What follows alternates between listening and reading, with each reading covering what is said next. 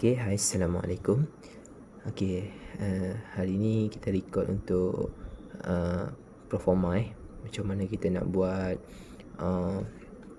apa soalan dia tadi? Macam mana kita nak buat untuk percentage sale method, macam mana kita nak buat untuk projected net income, dan macam mana kita nak buat discretionary financing needed for the company. 3 benda ni kita kena buat.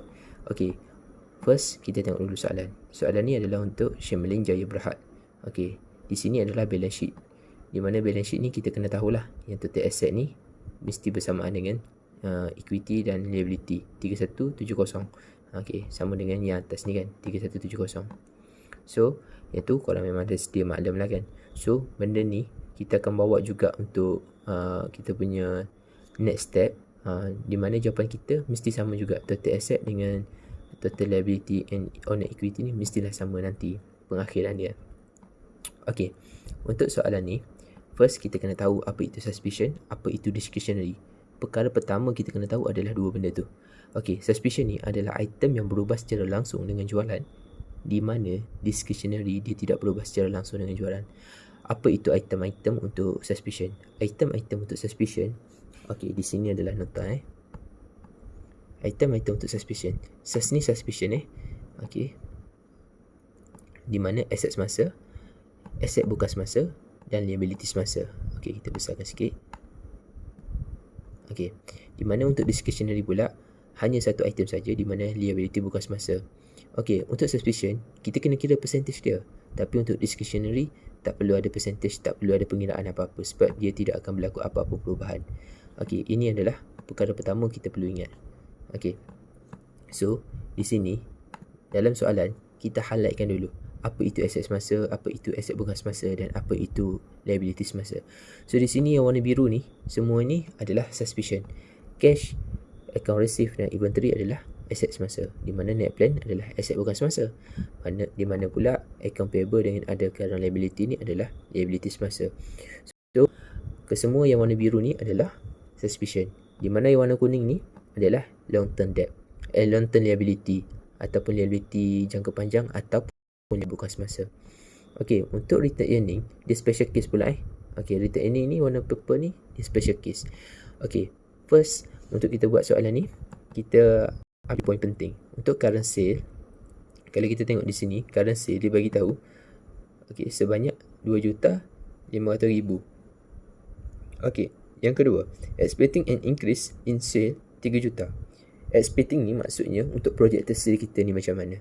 Okay, yang ketiga adalah net profit margin kita sebanyak 12%, dan DPR kita adalah dividend payout ratio ni sebanyak 7%.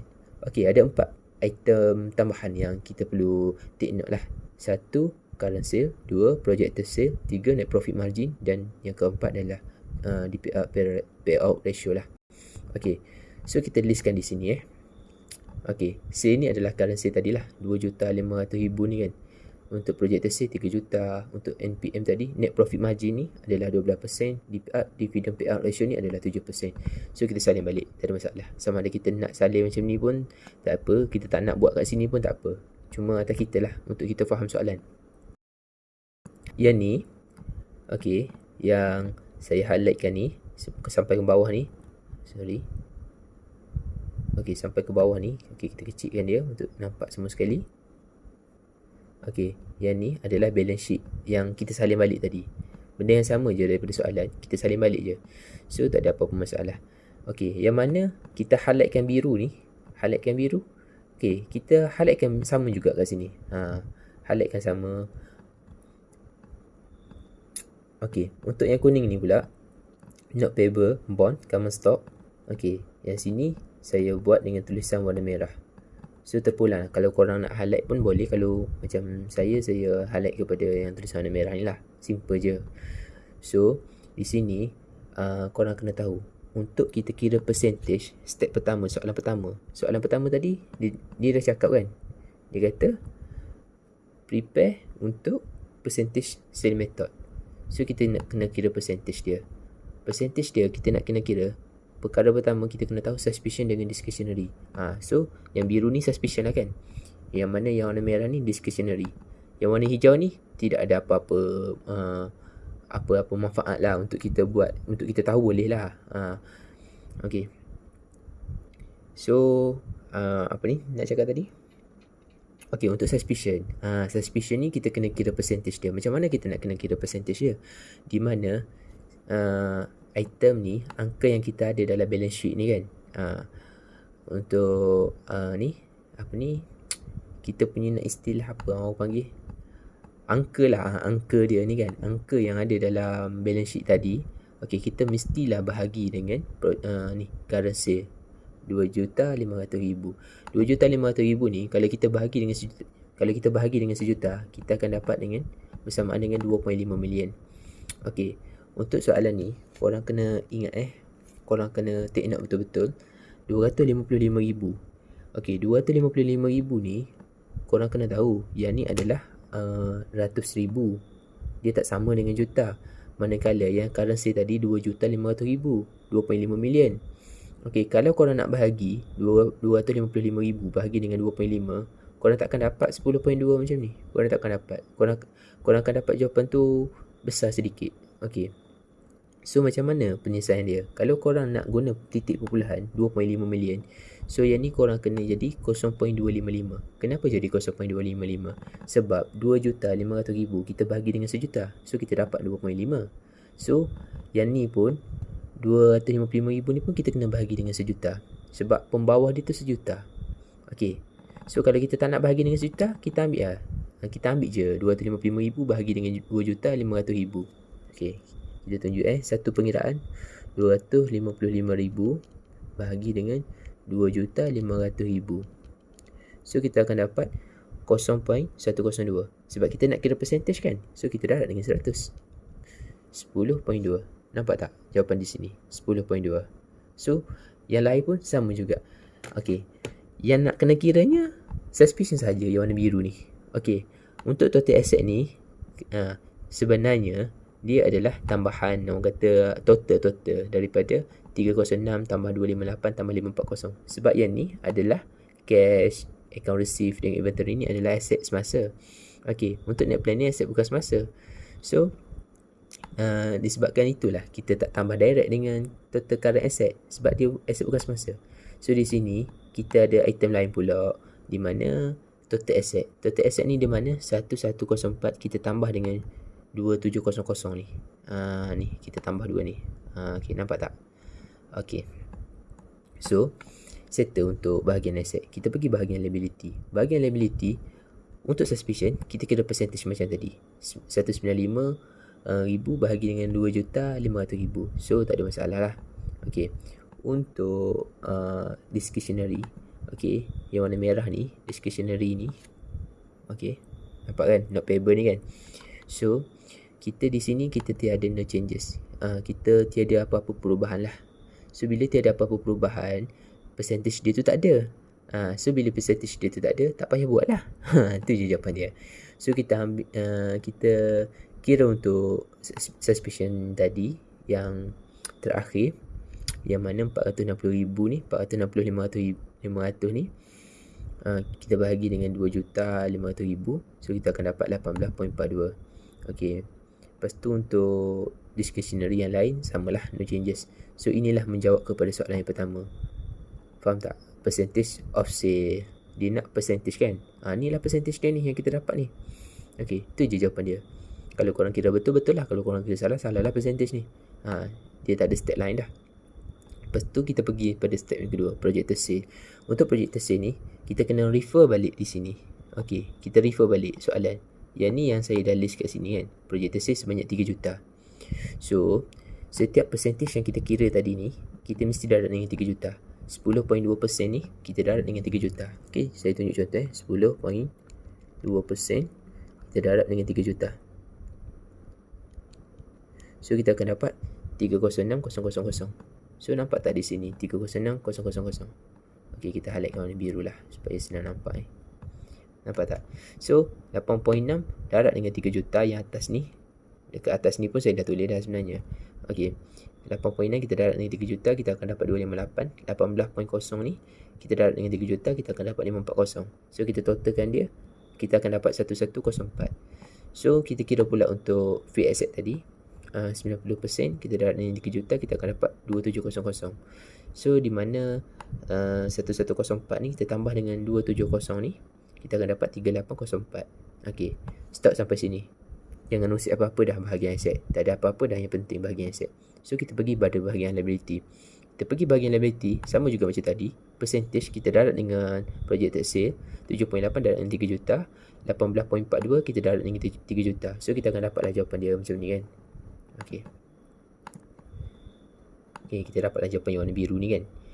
Okey, untuk no changes ni, untuk discretionary ni, okey, macam mana kita dapat 275? Kita ambil balik ni angka kat sini. Okey, kita merahkan dia. Oh, tak nampak Okey, kita pilih warna kelabu lah. Okey, so untuk discretionary ni, kita ambil balik kita punya angka di sini. Kita salin 275, kita salin di sini 275, 500 kita salin di sini 500, 450 ni kita salin di sini 450, dan untuk 574 ni kita salin balik. So kita kecilkan, nampak tak? Sampai di sini sahaja, sampai dekat paid in capital sahaja. Nampak tak? Kita settlekan bahagian sini. So benda ni clear kan, tak ada apa-apa masalah. Sama juga macam aset tadi kita kira. Okey, untuk return earning dia special case tau. Return earning ni macam mana? Formula dia macam ni. Okey, return earning return earning kosong. Kalau korang tengok ni, return earning kosong tambah dengan ARET. Okey, kosong ni membawa masuk yang semasa current return earning. Kalau kita tengok soalan, okey, return earning dia membawa angka 714,500 kan. Okey, sorry. Okey, so di sini pun kita lihat return earning dia sebanyak 714,500. Sebab kita salin balik je sebenarnya. Okey, so bila macam tu, kita letak je. Bila kita dah tahu return earning semasa tu 714,500, kita salin je. Datang daripada mana 334,800 ni? Datang daripada kita cari ARET ni. Macam mana kita nak cari ARET ni?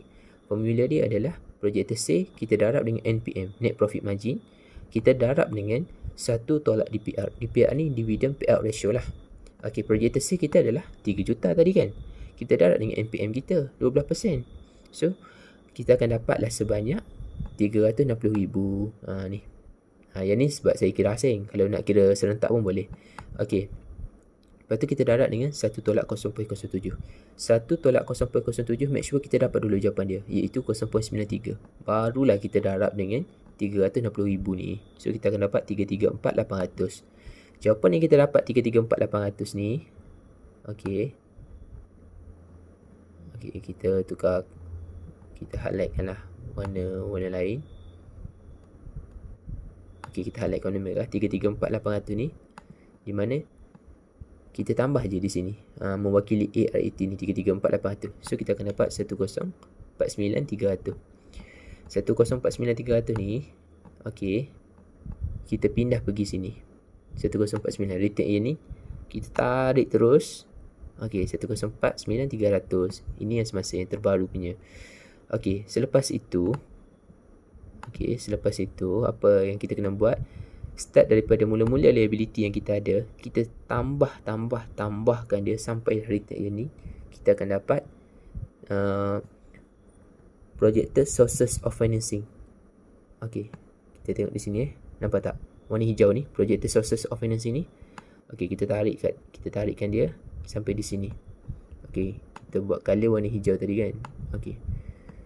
So kalau kita tengok di sini, untuk kita dapatkan projected sources of financing ni, di mana kita kena totalkan semua liability. Di sini adalah formula yang saya sertakan. Totalkan semua liar. Liar ni liability lah.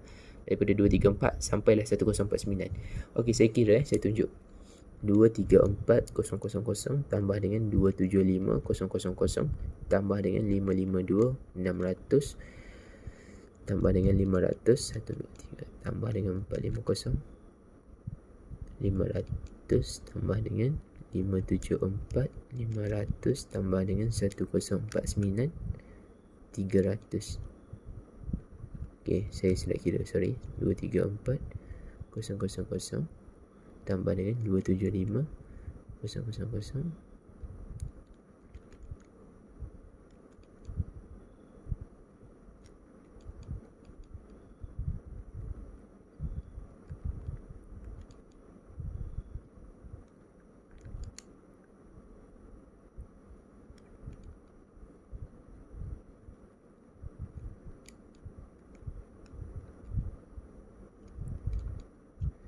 So kita akan dapat, nampak tak? 36, 35, 900. So sama kan? 36, So kita akan dapat 36, 35, 900. Okey, kita besarkan. Nampak tak? 36, 35, 900. Di mana korang kena totalkan semua liability lah. Itu untuk kita dapatkan sources. So sources ni yang mana? Sources ni kita okey, sekejap kita highlightkan sikit. Okey, tadi yang mula-mula kita nak percentage kan? Kita nak percentage, kita highlight warna kuning. Yang kedua kita nak projected net income kan? Okey, projected net income. Lepas tu kita nak discretionary kan? Okey. Nampak tak? Discretionary ni untuk financing. Ni. Yang bawah ni. Nampak tak? Okey, saya highlightkan. Saya ambil warna warna maroon lah saya ambil kan. Okey, sekejap warna orange. Okey, saya ambil discretionary ni kan. Okey. Soalan pertama, percentage. Percentage di mana percentage tadi? Ni. Calculate on percentage of sale. Ni yang pertama. Yang kedua dia nak projected net income. Ni, yang ni kita kira projected ni sebelah sini. Ni yang ketiga dah. Nak settle yang ketiga dah, discretionary financing ni. Okay. So tadi kita berhenti dekat projected sources kan, di mana kita kena totalkan semua liability. Okay, so tak ada masalah. Untuk kita dapatkan discretionary ni, macam mana kita nak dapatkan? Di mana jawapan untuk total asset ni kan, jawapan untuk total asset 3840 ni, 3804 ni, 3804,000 kita tolak dengan jawapan untuk sources ni. Untuk liability dengan equity lah, tambahan semua sekali ni kan, sebanyak 365 900. So kita akan dapat 168,100. So sama tak jawapan dia di sini? Sama kan? 16100. Kita highlightkan dia. Okey. Nampak? 168,100 untuk discretionary financing needed. Okey, untuk total liability ni macam mana? Okey, di mana jawapan ni 3635 kita tambah balik dengan 168, so kita akan dapatlah 3804. Dan 3804 ni jawapan dia mestilah sama dengan total asset tadi. So di situlah penanda jawapan dah betul. So 3 soalan dah terjawab. Cuma kita kena ingat ada beberapa step je lah. Step pertama di mana kita kena tentukan dulu suspicion dia tu macam mana. Suspicion dia tu adalah aset semasa, aset bukan semasa dengan liability semasa. Yang ni kita kena kira lah percentage dia. Untuk discretionary tiada perubahan, no changes lah. So ada apa-apa soalan boleh tanya di PM saya yang mana kena, ataupun komen lah dekat saya punya YouTube ke, ataupun tanya pada kawan-kawan yang lagi arif tentang ni. So sekadar itu perkongsian saya. Terima kasih. Assalamualaikum.